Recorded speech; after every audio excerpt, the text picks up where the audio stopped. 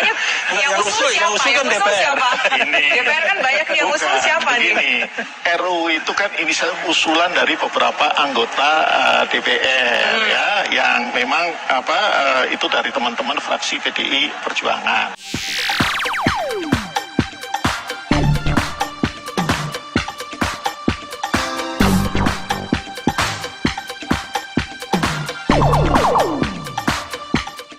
Tonton video ini sampai selesai agar Anda tidak gagal paham.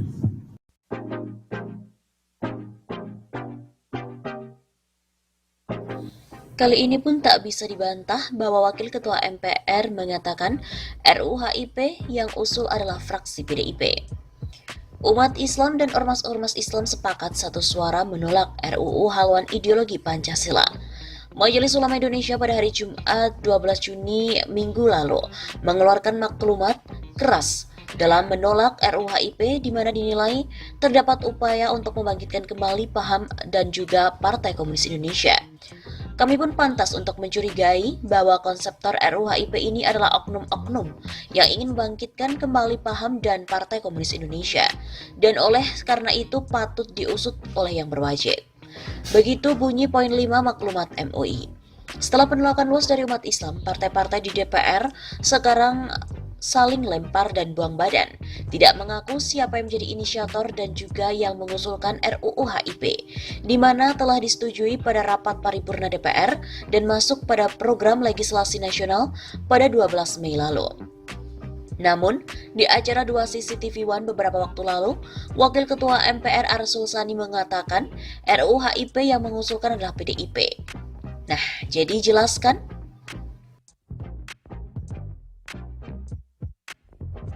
Di lain pihak, politikus PDIP juga telah menyebutkan bahwa RUU HIP ini sangat mulia. Anggota Dewan Perwakilan Rakyat PDIP, Arya Bima, menyebut bahwa rancangan undang-undang HIP sangat mulia. Bima beralasan tanpa Pancasila tak akan ada DPR bahkan NKRI. Sejauh yang diketahui, RUU ini sangat mulia. Begitu kata Bima dalam rapat paripurna DPR pada hari Kamis 18 Juni. Bima pun juga mengatakan Pancasila bukan hanya ideologi yang statis, melainkan dinamis. Menurutnya, Pancasila juga merupakan jawaban untuk tantangan globalisasi, industri 4.0 dan teknologi, serta harus menjawab kemajuan zaman yang penuh dengan kompleksitas. Inti dari RUU itu niat baik agar Pancasila tetap relevan di tengah perkembangan dunia, teknologi, peradaban global, dan era ideologi. Itu yang saya kira penting. Begitu ujarnya.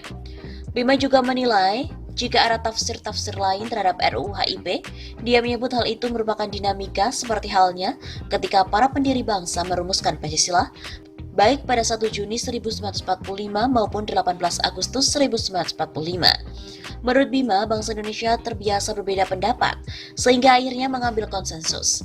Maka dari itu, dia pun mengajak koleganya di DPR untuk terus bernegosiasi terkait RUU HIP itu. Saya kira kita harus membuka mata dan telinga untuk bersama-sama berdinamika, mengambil proses negosiasi dan konsensus. Pemerintah sebelumnya telah meminta agar pembahasan RUU HIP ditunda. Ada juga sejumlah pihak yang mendesak RUU dibatalkan lantaran dinilai tidak urgen untuk dibahas, seperti fraksi PKS DPR, pimpinan Pusat Muhammadiyah hingga pengurus besar Nahdlatul Ulama.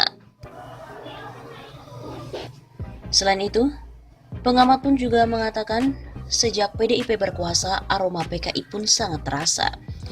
Ada aroma PKI, Partai Komunis Indonesia, sejak PDIP berkuasa pada tahun 2014 melalui Presiden Joko Widodo.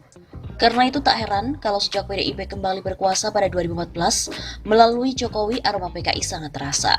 Begitu kata pengamat kebijakan publik Amir Hamzah kepada redaksi Suara Nasional pada hari Rabu 24 Juni.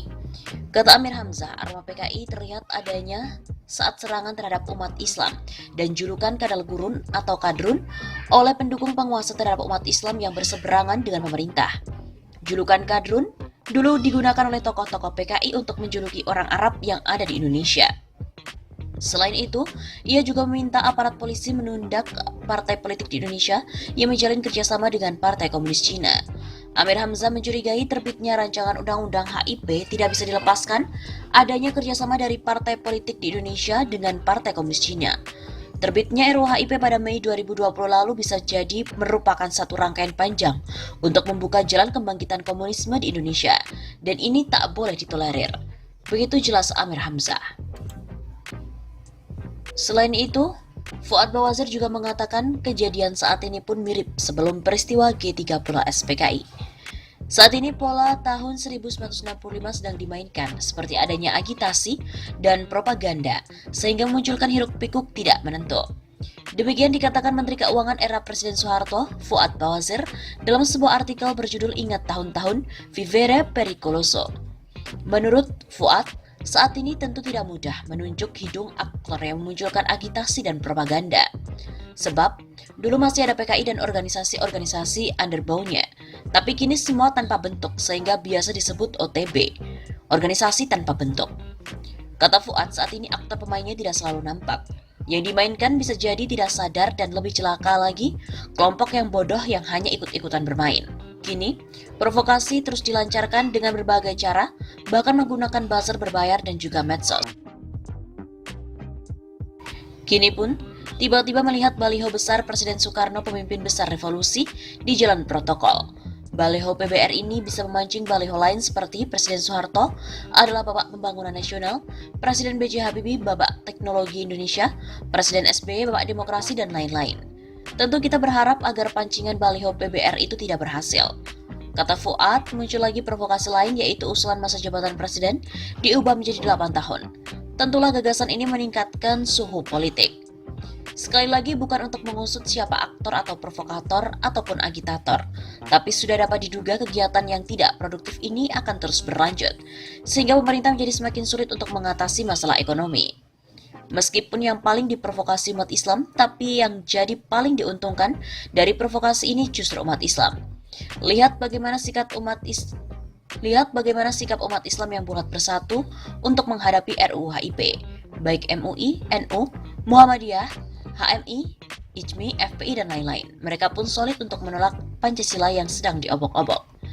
Dan kejadian sekarang mirip-mirip dengan suasana sebelum peristiwa G30 SPKI ini. Bertepatan pula dengan pemerintah pusat yang sedang mempunyai hubungan mesra dengan pemerintah Cina. Begitu pungkasnya.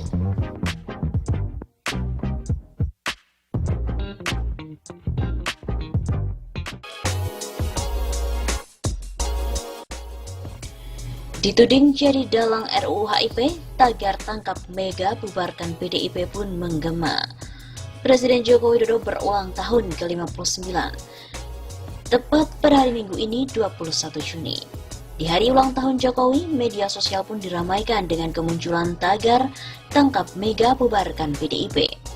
Dari hasil penelusuran hingga Minggu siang, tagar tersebut menduduki posisi teratas sebagai tagar yang paling banyak dibicarakan di lini masa Twitter. Sedikitnya ada lebih dari 21.000 cuitan menggunakan tagar tersebut. Sejumlah warganet yang menyerukan tagar itu memprotes adanya RUU haluan ideologi Pancasila. Publik menuding Ketum PDIP Megawati Soekarno Putri adalah sebagai dalang di balik munculnya RUU HIP. Dalam RUU HIP, salah satu klausul yang menjadi sorotan adalah konsep Trisila dan Ekasila, serta frasa ketuhanan yang berkebudayaan.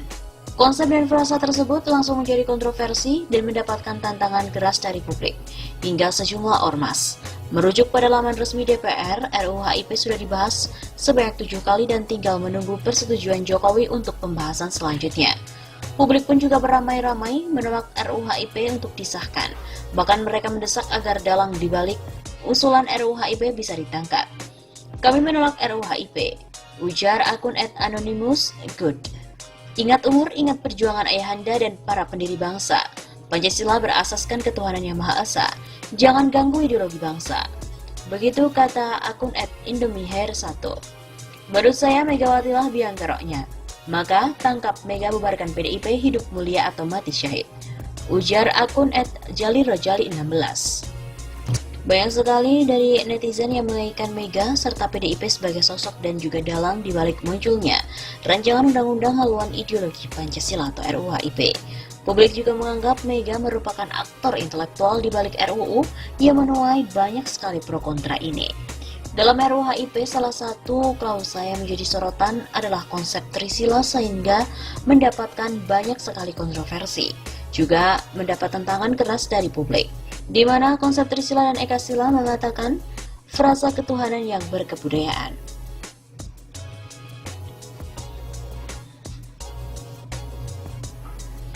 Sementara itu, berdasarkan dari pantauan di sosial media, banyak netizen yang sangat menyayangkan sikap PDIP serta Megawati Soekarno Putri atas munculnya RUU HIP ini. Sementara itu, Sekjen PDIP Hasto Kristianto dalam keterangan tertulis pada hari Senin 15 Juni yang lalu menegaskan partainya mengatakan setuju Ekasila dihapus dan komunisme dilarang di RUU HIP. Terhadap materi muatan yang mendapat di dalam pasal 7 RUU HIP terkait ciri pokok Pancasila sebagai Trisila yang kristalisasinya dalam Ekasila, PDI Perjuangan setuju untuk dihapus. Selain itu, Ketua DPP PDIP Ahmad Basaro juga menegaskan RUU HIP merupakan usulan parlemen yang diterjemahkan dari pidato politik Ketua MPR Bambang Susatyo. Munculnya gagasan sebuah payung hukum untuk memberikan koridor bagi membumikan Pancasila itulah lahir dari pidato politik resmi Ketua Majelis Permusyawaratan Rakyat Republik Indonesia untuk memberi penekanan pada penggunaan ideologi Pancasila. Begitu kata Basaro di Indonesia Lawyers Club pada hari Selasa yang lalu.